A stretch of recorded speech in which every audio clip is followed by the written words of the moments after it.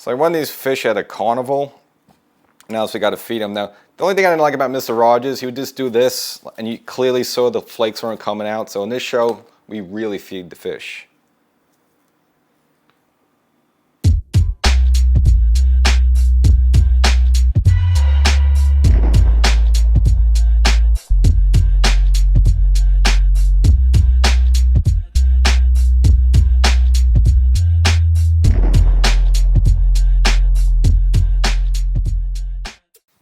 Welcome to Section 420, Talkin Yankees. Well, now that we're sort of at the midway point All-Star break, even though they kind of played more games than they have coming up there. Nevertheless, we'll do kind of a check on the team. I guess we call the State of the Yankees address there. We'll kind of just look at the team where, you look at the second place there, you're a little bummed out, yeah, but I think there's a lot of positive look towards it. I'll give you what those positives are to look forward towards the second half of the season. Check it on that, and of course, with the Yankee rotation, obviously, Clark Schmidt going down with Tommy John surgery, so he's actually, he exits the rotation, but we have a little good news. Luis Hill working his way back, ready going his rehab assignment in the minors there, and I'll give us the update, taking a major first step and a very positive first step. And of course, maybe looking at stats and stuff like that. Aaron Judge, of course, is he going to break his 62 home runs? Can he get the Triple Crown this year? So we'll kind of wait. Let's look at the stats, compare to some other league leaders in the league there, see if what Judge has a shot of legitimately. But of course, now the Yankees got to be a little concerned now with this little blister on Max Fried's finger. Obviously, had to exit, his final start before the All-Star break there. And I'll tell you a little history. This is actually not his first time dealing with this there. So if you're not too familiar with that, had a similar issue with the Braves there. So I'll get you caught up on that as well. So a lot of good stuff for the episode. But before we get started here, make sure you subscribe to the audio podcast version of the show. So some of the things I might say here, you might have heard it before if you're an audio podcast subscriber. So, get clued in earlier, get the information earlier, get my takes earlier, subscribe to the audio podcast version of Section 420 Talkin Yankees. And of course, you're watching right now here, whether on YouTube or TV, subscribe here as well. Get everything. So we look at the Yankees, at least at the point, you got the All-Star break day, you check in there, look at their second place. Now, yes, so you're a little disappointed in that, but of course you are, because this is the way they started the season. Obviously, they got up to a really good start. They had almost at one point, like a 6.5 game lead in the AL East. Looked like they were rock and rolling, like 16, 17 games over 500 there. Everything's going well, despite a couple of problems they had on the side there. And of course, once the warm weather came around, kind of saw this last summer with the Yankees, obviously had their doldrums. And, it was going back to June 1st, at least, right before the All-Star break. So you look at 39 games there since June 1st there. They lost 21 out of 39 games there. So that's a record of going 18-21, 3 games on the 500 there. And that includes not one, but 2 different 6-game losing streaks there. So, yeah, so you look at the Yankees right now, they're 53-43, 10 games over, so that's okay. But you don't like this fact that they're in second place in the AL East. Now, they're only 2 behind the Toronto Blue Jays, and you got actually Boston right on the heels there, right below the Yankees. But still, nevertheless, obviously it is a big fall when you were 6.5 games above it in the AL East, and then you kind of dropped it. But it took the Yankees like a monumental collapse. Now, I don't say a collapse, but they really had to go out of their way to hand this over to the Blue Jays there. So over the course, though, for the rest of the season, I still think this is the Yankees division. I haven't really changed from that. Again, I know Boston's coming on strong. They're kind of nipping at the Yankees' heels there. And again, they're looking above Toronto but by 2 games. But again, for the Yankees to put themselves in that position, again, they really handed it out over there, which I don't think you're going to see that in the second half there. And it's, reason I'm going to tell you that, because a couple of Yankees that, we were kind of depending on the first half of the season either weren't performing well or just even weren't there. Well, now you got those players and they're performing well. So I think you have that to look forward to for the next half of the season. And of course, my 3 key players in that is, of course, Cody Bellinger, who, if you remember, April and May really, wasn't that good. Obviously, he was dealing with a couple of issues. He had some of the back problems, as well as, remember, he had the food poisoning issue in the Detroit there. And again, he was okay, but he wasn't really what you expected. He was a little underwhelming. I don't say it was terrible, but with batting average, it was kind of very low. I know he was still making great plays in the field, kind of make up for that. Bob a home run once in a while, but he really wasn't like the former MVP type of guy you were expecting. Well, just before the All-Star break, he heated it up. And, of course, you look at that game against the Cubs, that Friday night game, hitting 3 home runs. Again, but even before his third home run, almost had a home run before that. Obviously, Kyle Tucker robbed him, leaped over the wall at the rob a home run. So, opportunity, guy only had like 4 home runs in the game. And if you look at the stats again at the All-Star break, getting the batting average up to 282. Again, this is a guy who was kind of hitting like the low, like 230s, 240s. Well, 282, 16 home runs, and 54 RBIs. That's more of the Cody Bellinger that we were expecting, and that's the guy you're probably going to get more for the second half of the season. So you got that guy to look forward to, which you really didn't have that guy maybe April, May. He started to come on a little bit there, but again, he didn't really show up almost till June, and now you got him hot there, which is almost like you didn't even want this All-Star break. You want to keep that bat hot in there. Second player you actually want to look at is Giancarlo Stanton, who, we didn't have him for the first half of the season. We thought we were going to have him at all. Obviously, dealing with the elbow issue, the slight tears, had a number of injections in the elbow there. Looked like it wasn't working. Then it finally took to the point where he was able to play there. Was experiencing the discomfort, was able to play there. Great, he comes to the Yankees. But, where was the power? We had one home run and kind of sitting on that home run for quite a while. Then, of course, during the final week before the All-Star break there, his bat heats up, hitting 3 home runs in that week, in the same week there, and raising his batting average in the 7 games before the break there, going up to 261. So his bat was coming alive, and it's almost similar as Bellinger. It's like you almost don't want the All-Star break because you want to keep that hot bat there. So now you have that to look forward to for the second half of the season once the teams are playing regular season games again. So both, a better Bellinger. You got Stanton, who, again, you pretty much didn't have him almost till really, maybe June there. And again, even though when he came back in June, the power wasn't there. Well, now you start seeing the power stroke coming in. You got that to look forward to. And last but not least, Devin Williams, who obviously when he started the season was absolute garbage, did not look like himself at all. I don't know, was it the new uniform, playing in New York, maybe a little colder weather, maybe not used to the stadium, whatever, obviously pitching all those years in Milwaukee. Whatever it was, it took him for a while to get it on. Obviously, he was going to be the closer. Boone had to yank him out of the role, put Luke Weaver in there. And then once they took him out there and kind of gave him some other roles in the 7th and 8th inning, some other jobs there, then he started to come on a little bit. Now finally, he took to the point where now his stuff looks like his stuff again. Obviously, throwing the ball. He was never a guy that blows you away with 100 miles per hour. We know what he does there. He throws 94, 95. But, of course, how he gets the deception with how he changes speed using the air bender, which is usually clocked around 83 miles per hour. So if you have the differential of 12 miles per hour there between your fastball and your off-speed pitch, that's how you get the swing and the misses there. For whatever reason, it took Devin Williams a while to develop that. So you really didn't have Devin Williams for April and a chunk of May. And he blew a lot of games there. You look at even that Tampa game where the Yankees were up 8-4 there, gives up 4 runs finally. Again, he didn't lose the game there, but he gave up a 4-run lead. Yankees lose an extra inning. So Devin Williams cost the Yankees a number of games early in the season.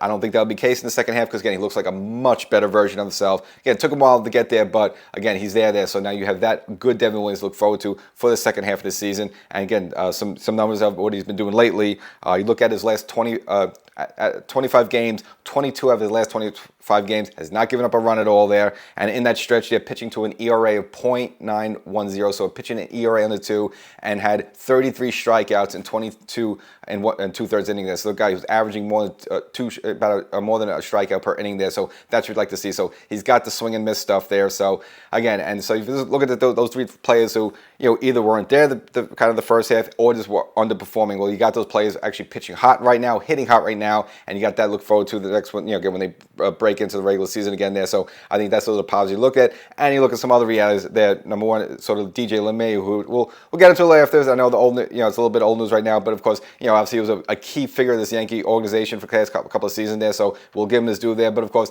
I think it's addition by subtraction. It's the fact you don't have him there anymore. It is, this helps your team. Not to say he was total garbage there, but it's the fact you don't have him there anymore. Lineup is a plus. So it's kind of what they call addition by subtraction there. And of course, you got Luis Hill coming around the corner there, working his way rehab. And I guess we'll also cover him a little bit later in this episode there. So you got that to look forward to, even though you're losing Clark Schmidt. And last but not least, we're about a week or two away from the trade deadline, which is July 31st. Cashman's going to make a couple of moves there. And obviously one of them is probably going to be with third base. I know the Yankees are kind of doing a bit of a round robin right now. Peraza and Vivas and even a little JC Escarra, because now the Yankees have a multitude of backup catches because we know Ben Rice can back up catch as well there. Now look, you're not going to stick with those guys if you consider yourself a serious championship team. You're not going to have a round robin there at third base. So Yankees are going to probably bring in somebody. Is it going to be Suarez or some big superstar? That remains to be seen. But you're probably going to have like an everyday type of third baseman there at third base. And so I think that solidifies that. And of course, you look at some other pieces, with the bullpen, you got some guys hurt a little bit. So Cashman, again, even when years with Yankees aren't really into anybody, they always bring in some arms from the bullpen. So I think you'll see that, as well as probably maybe another starter floating around just because the Yankees could be a little thin there. As you mentioned before, Luis Hill could be coming, should be coming back relatively soon. Great. But you still have some question marks. Is Stroman's knee going to hold up? You got this blister issue with Max Fried. Now, I don't think the Yankees are going to bring in like an ace in here. That'd be great, but probably not. But you still probably need some help in the starting rotation. So look at all those factors there. So look, 10 games over 500, are you garbage? No. Are you where you want to be? No. This team probably should be around 15 to 20 games over 500. Just the way they started the season, even with some guys that were underperforming or not there.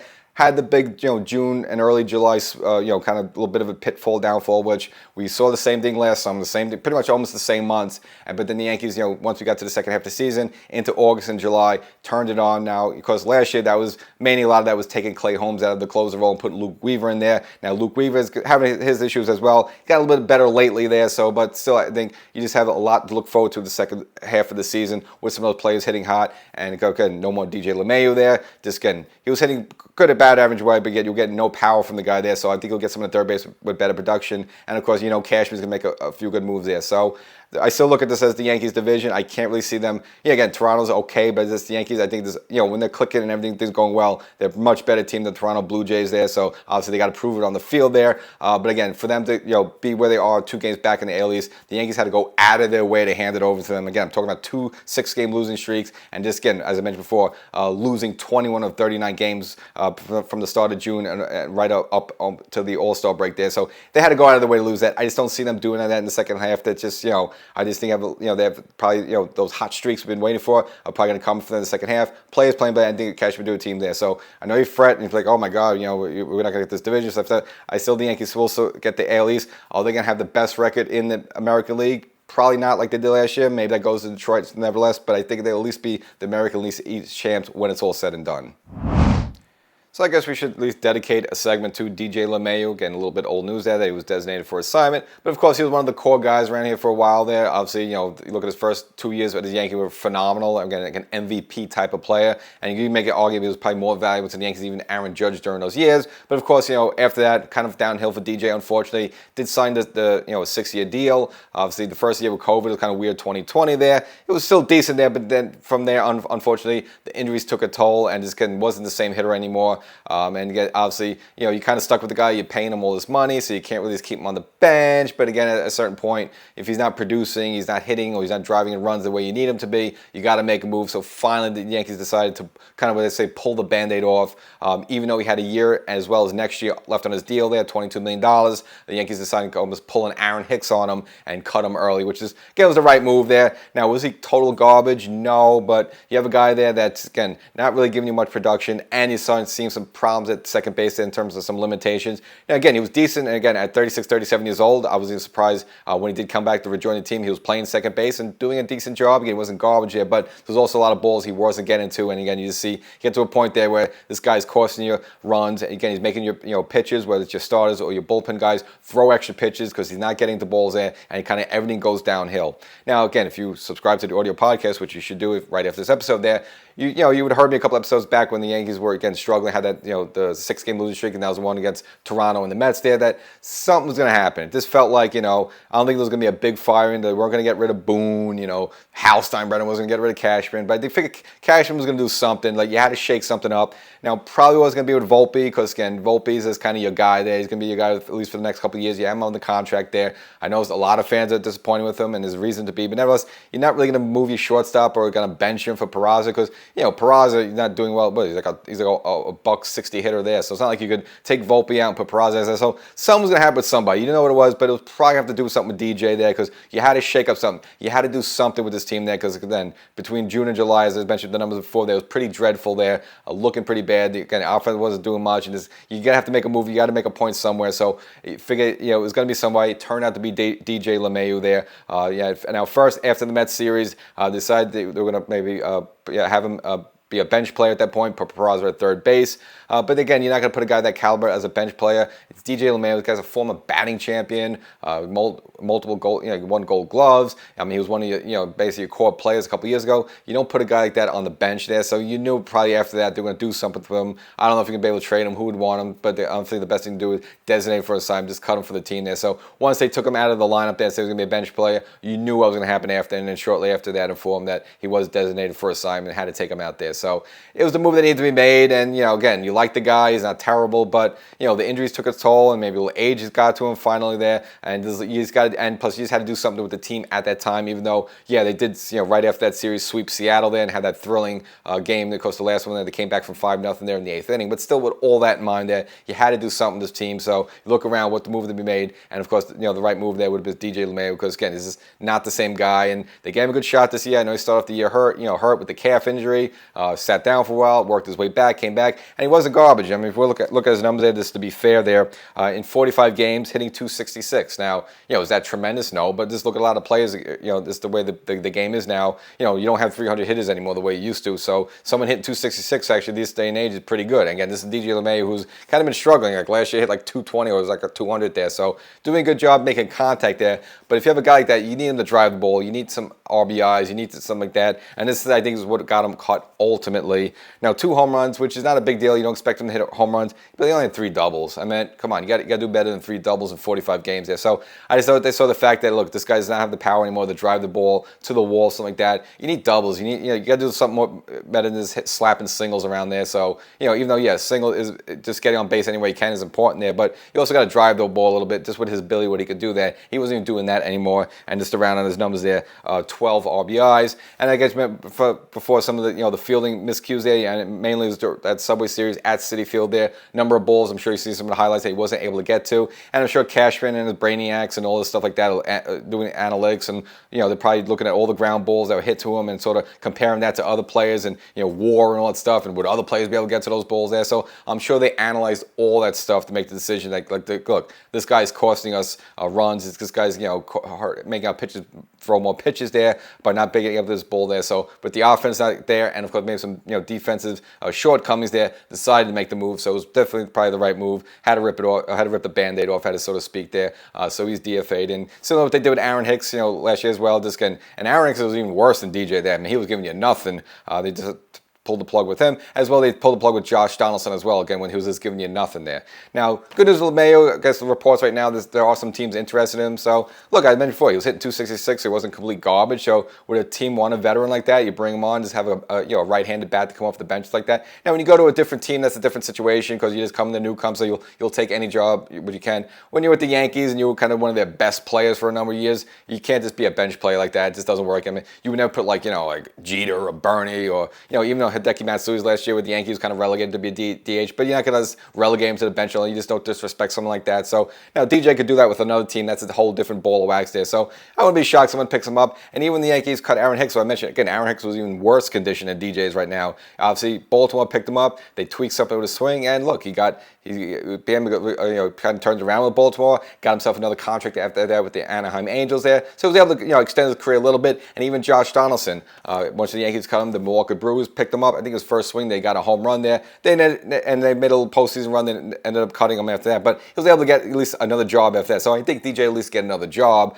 probably with another team. But of course, again, with this Yankee team, though, there was just no place for him. So in the near term, they brought up Vivas to take his roster spot. But again, as I mentioned a little earlier, Cashman's definitely going to make a move for third base. You can't, have a little round robin with like Vivas and Peraza at third, because again, they're all okay players for a game like that. But long term, you want someone there, like an everyday type player. So let's see what Cashman does. I think he'll bring someone in there. Will it be a superstar? I don't know. It all just depends what the deal is. And I'll see any trades out there. They're going to probably want someone like a Cam Schlittler or Spencer Jones, and I don't think, or George Lombardi, I don't think they want to give any of those big players up. So I don't know what type of big player the Yankees are going to get in here, but you're see going to need an everyday type of third baseman to get in here. So DJ LeMahieu, I think for the one good thing for him, he kind of really escaped getting booed there. I mean, we've seen some struggling players such as Joey Gallo get booed. We've seen Josh Donaldson get booed. We've seen Aaron Hicks get booed. And I said at the beginning of this season that, if DJ doesn't really get up to a good start, decent start, he's finally going to hear those boo birds. And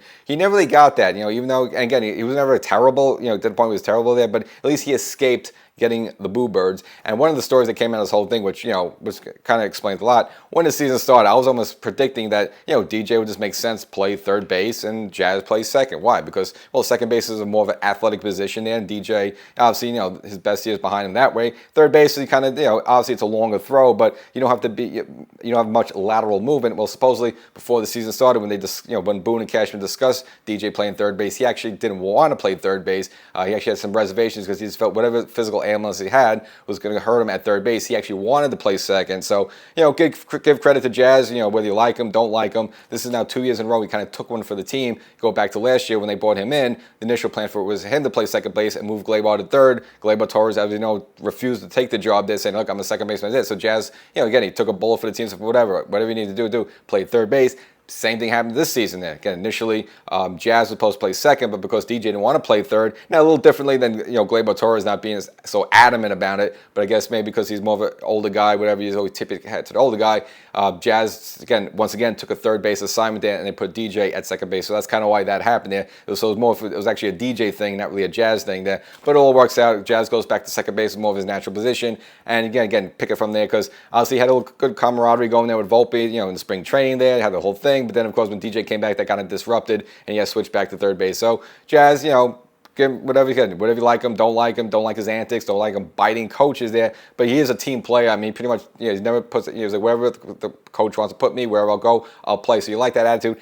And Jazz hitting much better now, getting the home run stroke like that, up to 17 home runs at the All-Star break there. Of course, we participated in the home run derby. Didn't go as expected, but nevertheless there, you have to give it to Jazz, and also upping his batting average. I was getting on him very early in the season in April and May, having a low batting average, and before he got hurt with that oblique flank injury, he was hitting under 200, and you can't do that. Got the batting average way up higher than that, so doing a much better job there. So for DJ LeMahieu, Good Yankees, solid Yankee, can't say anything about it, but unfortunately, the injuries got to him and some age got to him, and you need to make this move because you can't have a roster spot taken up by a guy like that. He's not producing, so unfortunately, the Yankees will have to go the rest of the way without DJ. A little happy to know, I guess the Yankees have looked forward to Luis Gil coming back, take a major first step. So had his first rehab assignment at AA Somerset, and in the game, and this is again right before the All-Star break there. Threw 50 pitches, which was kind of the goal there, so I actually hit that right on the money. But 3 1/3 inning, only gave up 1 run, only gave 2 hits, 1 walk, but what you like to see is the control of the strikeouts. So I had 6 strikeouts in the 3+ innings, and out of the 50 pitches, 36 out of the 50 were thrown for strikes, and the other 14 were balls. So good control there, and also reported 97 miles per hour on the radar gun, so throwing the heat there. Now, technically, baseball rules, if you're on assignment, that's up to 30 days. So are the Yankees and Boone and Cashman going to use the full 30 days for him to come back? Probably not. I mean, you at least get maybe at least 2 more rehab starts before he joins the team there. So probably take up the full 30 there, but you at least get maybe 2 more starts before you bring him back up to the big club. And in case you didn't hear the news, Clarke Schmidt did have successful elbow surgery, and that was performed on Friday, July 11th there, reconstructive surgery on the right elbow. And this is after, obviously, he left that Toronto Blue Jay game, and of course they said he had a little, first they said forearm soreness. You're like, oh man, it's not a big deal. But of course, got the TJ news right after that. Now, looks like he was looking around for a second opinion there, so I don't think he wanted to have the surgery right away, but I guess he maybe got a few other opinions to kind of say, get the surgery done. So he has it done, so he's going to be out indefinitely, at least till 2027. Now, you might say, is that the last we've seen Clarke Schmidt in Yankee uniform? No, it should not be the case. So next year and 2027, so the next 2 years, he's arbitration eligible. Now, I'm not sure exactly how it works. If you're not pitching, the Yankees actually have to pay him, but he's not really a free agent until 2028. So probably comes back somewhere in that final year in 2027. We don't know exactly where, but again, he'll be under contract and probably pitch. Obviously, he'll probably be pitching for the Yankees unless they trade him, which I don't think they would. But nevertheless, probably you will not see the less of him. So he'll at least be pitching for 2027. But then if the Yankees have to make a decision by 2028 if they want to keep him or not, at that point he'll be age 32. Again, it's so way down the road right now, you don't even think about it there. So probably you will see him again in the Yankee uniform, but you're going to have to wait 2 years. And it's really kind of an unfortunate situation. Now, again, he's said the thing was kind of starting to balk on him. You can go back to June 4th. That was the start he had in Cleveland there. But, of course, that he started to roll a little bit. He had those, he had that one game against the Angels. Now, again, that's when the Yankees were struggling for offense there. But, again, he pitched 7 2/3 innings scoreless against the Angels there. The next game against Baltimore, takes a no-hitter past the 7th inning. Obviously, Boone yanked him out because he was at 103 pitches, which that's the career high there. And Boone made the right call in that one. So even though he was kind of probably pitching with this thing, he had that, and then overall he had that 28 1/3 scoreless consecutive streak there, which is a new record right now in the expansion era there. So pitching great throughout the time there, but then finally that game against Toronto after that, he was getting clocked around early, and probably that's when it was really, he just had pretty much probably no spin on the ball then. Probably, again, he was just getting clocked over. You knew something was wrong there. And, of course, right after that, whatever you had must have just finally tore off there. So, unfortunate situation for the Yankees there. Again, but probably not the last you'll see him. You'll probably see him again in Yankee uniform, but you probably have to wait almost like 3 seasons. And obviously not as serious as Tom and John, but of course the concern has been with Max Fried's index finger there and the blister. Obviously that really came up in this final game before the All-Star break there against the Cubs, which is probably his worst start of the season so far in his Yankee career. Now again, he's been fabulous and was, obviously was probably likely going to start the All-Star game, but of course kind of had to bow out. That was a small because his schedule, his pitching schedule, which you knew could happen. Obviously that opened the door for Carlos Rodon, so Carlos Rodon gets the nod there. But of course Max Fried with the blister, and of course that final game there, which you knew something was wrong. So So gave up 6 hits, but a career, season high 3 walks. So again, didn't have the good control. Only threw 73 pitches, but of those 73 pitches, only 39 were strikes there. So did not have the good control. Was getting hit around a little bit. And again, he kind of took himself out of the game. He kind of figured after that 73rd pitch, it just wasn't right there. So he almost took himself out of the game there. And of course, the Yankees now, obviously using the All-Star break and a little after that to see if they could do something about that blister, to sort of get it down, get it away there. So it's not something that's bothering him the rest of the way there, because obviously, he's the Yankees' ace. This is what, and if he's not pitching the way he's pitching, he pitched for the most part of the first half of the season, you could kiss any sort of postseason aspirations goodbye. I mean, could they still kind of get there, at least in the playoffs, with him maybe at 80%? Yeah, but you need someone like him, an ace there, to give you kind of a shutout performance there in the postseason a couple of times there. And he's, so obviously this is something the Yankees have to look at. But now you might say, is this new for him? No, it's not new for him. So he's had this in the past, obviously all those years, with Atlanta there. So he can overcome this. He has overcome the past there. And it kind of just look back at his track record. So back in 2018, he actually needed 23 games 23 days between starts. They had to deal with that in 2018. In 2019 and 2021, had 12 days in between starts. They had to deal with this issue. And then finally, last but not least, 2 seasons ago in 2023, he had to take 18 days between starts to deal with this issue. So it's almost a little bit helpful that the Yankees do have that, the All-Star break there. They kind of, branch it out a little bit. Now, after that series, they have Atlanta and Toronto lined up. The plan is for him to pitch one of those Toronto games. So we'll see whether it's the first, second, or third there. I think they're going to try to extend it as much as possible. Just give him, just give that blister as much time to heal there. So I don't think it's a huge issue. He doesn't seem, overly concerned, but did the right thing, took himself out of the All-Star game there. And I think with these extra days off during the All-Star break there, obviously give him time to heal that blister on the finger, and again, hopefully it goes away sooner rather than later. Now, of course, we love baseball, we love stats. Now, technically, it's not really the half point of the season. Actually, Yankees have played more games. They've actually played 96 games, which means that they have 66 left to go there. So it's not like they have a whole half season. So if you want to look at Aaron Judge's numbers right now, hitting .355, 35 home runs, and 81 RBIs. Now, does he got a shot for a Triple Crown? Yeah. Now, if you look at who's ahead of him in the stats, now Judge got the batting average down, so that's pretty much on lock. But home runs, Cal Raleigh of Seattle has 38, so 3 more. Judge could catch up with that. And 8 RBIs. Raleigh, again, has 82, so he has 1 more RBI than Judge. So Judge could catch him in those stats there. So possibly Judge could be an American League Triple Crown winner. But if you want to look at sort of the home runs, is he going to surpass the 62? Can he get past Bond's 73 single-season home run record? Probably not right now with the 6 games left. I mean, even Judge, even though, again, he got his feet, he's, again, the fastest player to get 350 home runs, so we know we can hit home runs fast. We hit them in bunches, but he would have to average about 1 home run per 2 games.